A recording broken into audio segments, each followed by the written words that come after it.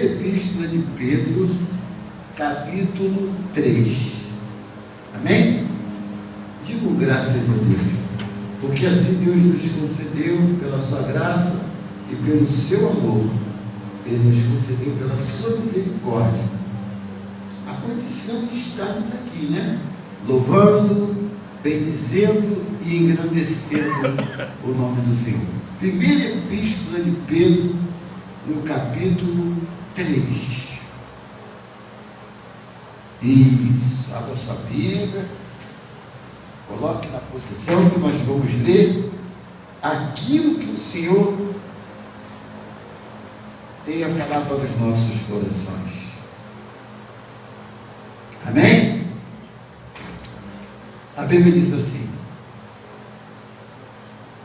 Pedro está escrevendo essa carta para os irmãos, onde ele fala assim: amados, escrevo-vos agora esta segunda carta, em ambas as quais desperto com exortação o vosso ânimo sincero, para que vos lembreis das palavras que primeiramente foram ditas pelos santos profetas e do mandamento do Senhor e Salvador mediante os vossos apóstolos. Sabendo primeiro isto, que nos últimos dias virão escarnecedores, andando segundo as suas próprias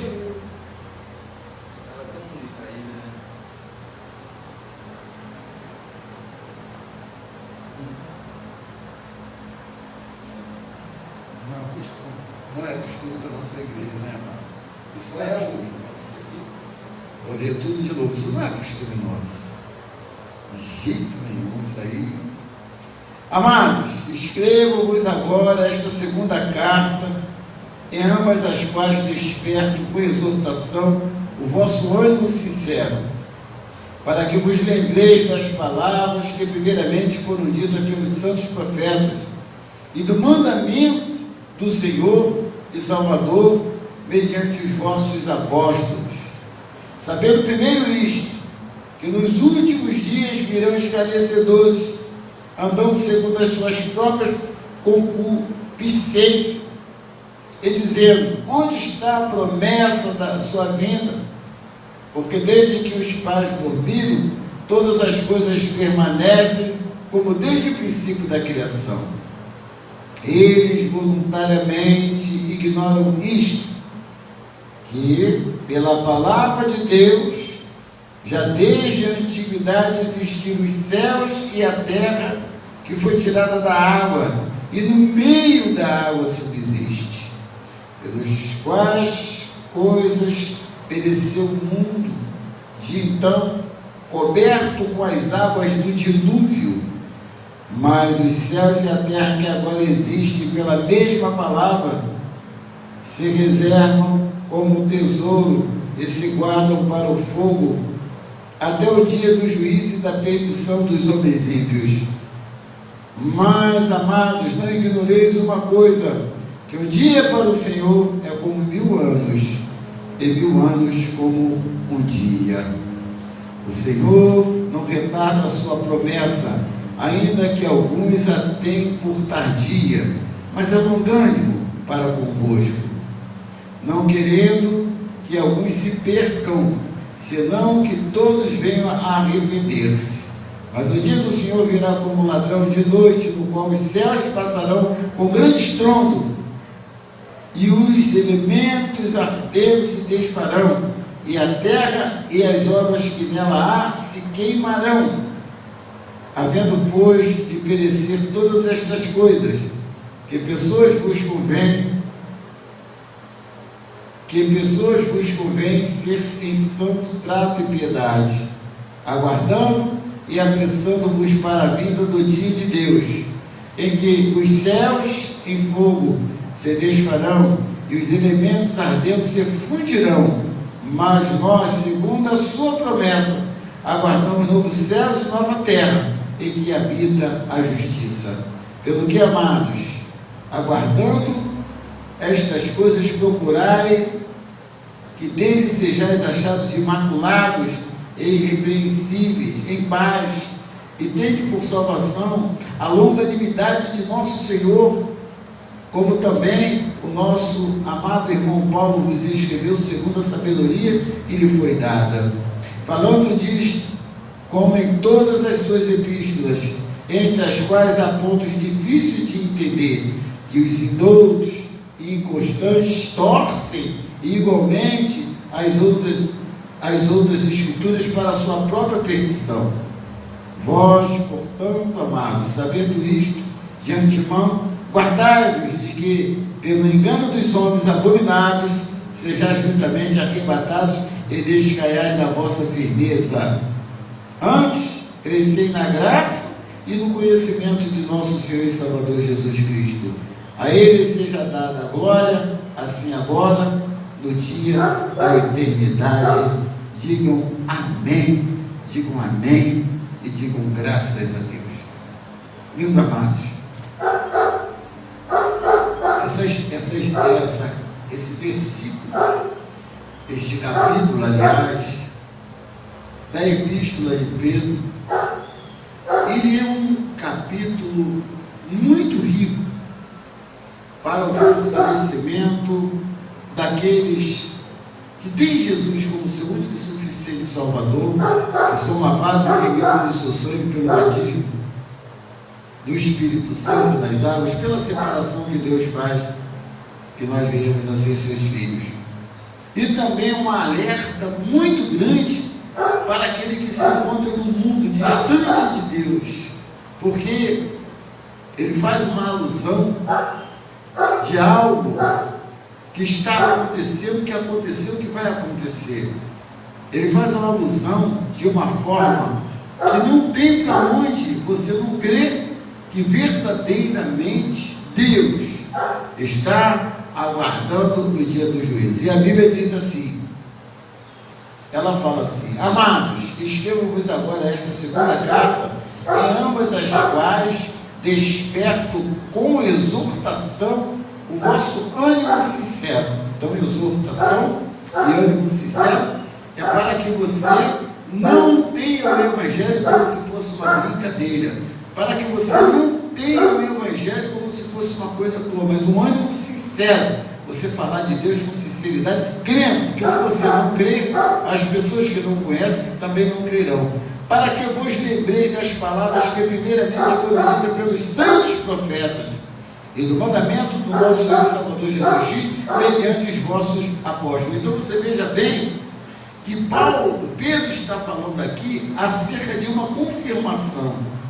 Quais foram os profetas diante dele? Muitos: Esdras, Jeremias, Elias e Josué. Muitos profetas tiveram falando acerca da vida de nosso Senhor e Salvador Jesus Cristo, muito antes que Jesus existisse.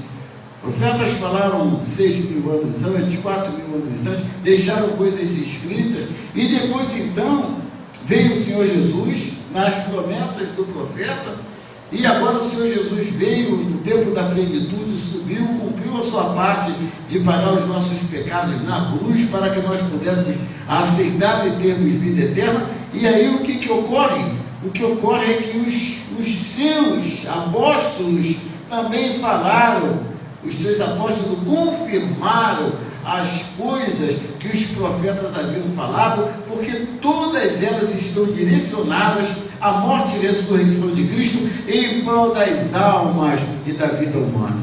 E aí então, aí Pedro continua falando assim: sabendo primeiro isto, que nos últimos dias virão escarnecedores andando segundo as suas próprias concupiscências. Ou seja, a pessoa, a gente vê na televisão, né? A gente vê pessoas, os falsos profetas, a gente vê na televisão de vez em quando, aparece um aí que estava pregando o Evangelho, era pastor, a igreja cheia, daqui a pouco aparece que ele vendia maconha, daqui a pouco você vê outro pastor ali, aparece que ele era traficante, que ele matou alguém, daqui a pouco tem outro pastor ali que você olha e transações ilegais. Ou seja, As pessoas hoje, eles estão usando o Evangelho para o seu próprio ventre, como Pedro está falando. Ou seja, quando Pedro falou sobre isso, ele já sabia o que iria acontecer futuramente pelo Espírito Santo,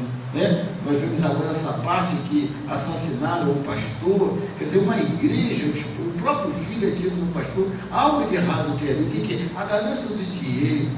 De repente o pastor poderia até ser um homem de Deus mesmo, mas as pessoas que estavam ali acompanhando ele não tinham esse mesmo propósito. Então ele está dizendo, Pedro está falando aqui, sabendo primeiro isso, que nos últimos dias virão escarnecedores, andando segundo as suas próprias concupiscências. Ou seja, as pessoas, elas estão usando o nome de Deus, são falsos pastores, usando a palavra de Deus para se aproveitar da situação. E o pior de tudo é que o povo gosta, e o povo vai atrás disso, né, Paulo? Esse aqui é o pior. Então, continuando, ele diz assim, no versículo 4, e dizendo: onde está a promessa da sua vinda? Porque desde que os pais dormiram, todas as coisas permanecem como desde o princípio da criação. Ou seja, a forma da pessoa se posicionar para Deus, ela é inadequada. Ou ele se aproveita, né, os falsos pastores, ou ele se aproveita da situação de pregar o Evangelho para que ele possa se apoderar das coisas dos homens usando a palavra de Deus, ou ele se levanta desfazendo daquilo que é de Deus. Onde está a promessa, a sua vinda? Porque desde que os pais dormiram, todas as coisas permanecem como desde o princípio da criação. Aí Pedro fala assim, eles, essas pessoas que procedem dessas duas maneiras que aqui lemos no 2 e no 3, Pedro fala assim, eles voluntariamente ignoram isto. Olha o que eles estão ignorando, o que muitas pessoas ignoram, que pela palavra de Deus, já desde a antiguidade, existiram os céus e a terra, que foi tirada da água, e no meio da água subsiste. Então você veja bem, eles voluntariamente ignoram que pela palavra de Deus já desde a antiguidade existiram os céus e a terra, que foi tirada da água, e no meio da água subsiste. Por que a Bíblia diz para nós que todas as coisas, inclusive nós, subsistem na água? Porque onde não há água, não há vida. Esse é o primeiro ponto. Então, quando ele fala, a gente observa que nós estamos subsistindo aqui agora na água. Por causa de quê? Porque existe uma umidade relativa do ar, e sem ela ninguém vive. E essa umidade relativa do ar é a água que tem no ar. E nós respiramos e subsistimos nela. Amém, amados? Então ele diz assim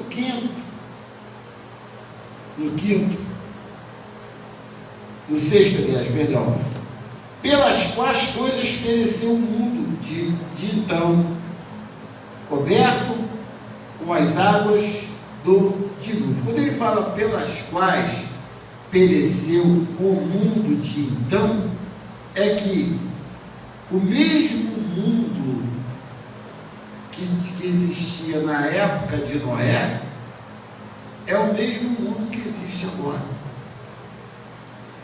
Pereceu pelo mesmo, ele diz assim, pereceu pelo mesmo mundo, e pelas quais coisas pereceu o mundo de então, coberto com as águas do dilúvio. Então, o mundo que ele está falando, o mesmo mundo, esse mundo de então é de agora, é o mesmo mundo que pereceu na época de Noé. Mas os céus e a terra, que agora existe, pela mesma palavra, se reservam como tesouro e se guardam para o fogo até o dia do juízo e da perdição dos homens ímpios. Eu sei que os irmãos sabem que há um pacto com Deus E esse pacto com Deus, nós sabemos